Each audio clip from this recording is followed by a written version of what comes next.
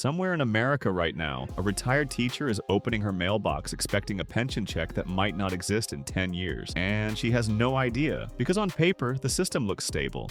But underneath the surface, there's a nearly $1.5 trillion hole in state and local pension funds across the country, and almost nobody's talking about it. Pension crises don't detonate all at once. They leak, quietly for decades, until one day a state can't make payroll for both its retirees and its current workers. Here's how this works.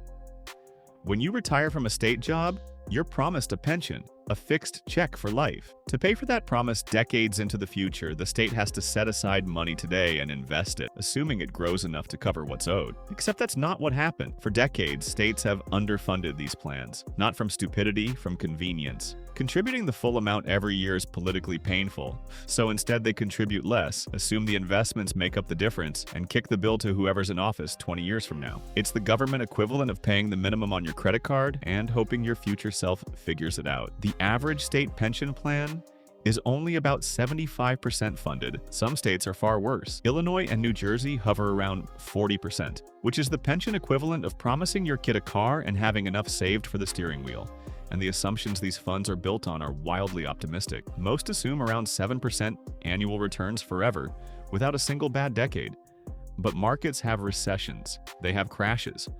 When actual returns come in lower, which happens constantly, the gap between promised and funded doesn't shrink, it grows. It's like planning a road trip assuming you'll hit every green light for 8 hours straight.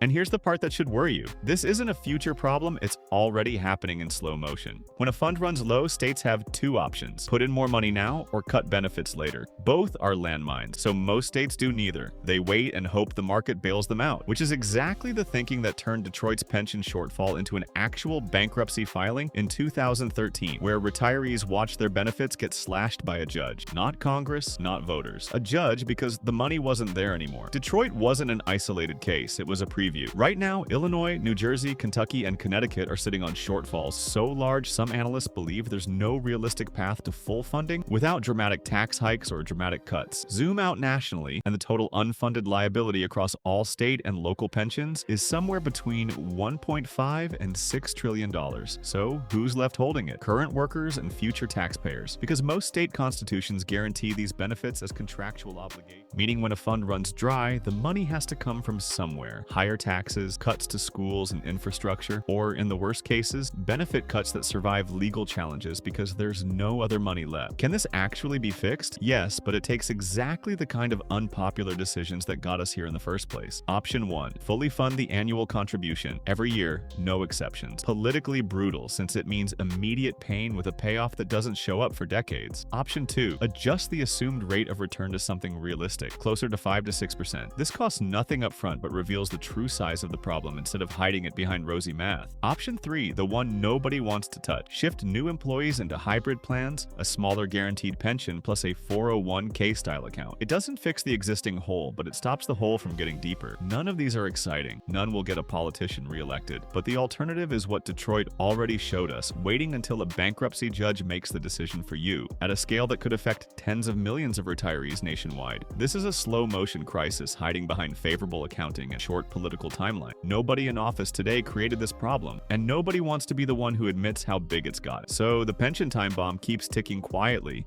while retirees keep getting checks and the gap between promise and reality keeps widening. Just like a recession that hasn't been officially declared yet, this crisis is already happening. We just haven't reached the point where it's undeniable. If you're a public employee counting on that pension, or a taxpayer in a state with a massive shortfall, the real question isn't whether this gets fixed. It's whether it gets fixed before the bill comes due, or after, when the choices get a lot more painful. If you found this helpful, subscribe, because understanding where the money actually goes matters more than headlines pretending everything's fine. And if your state's pension system is flashing warning signs, drop a comment.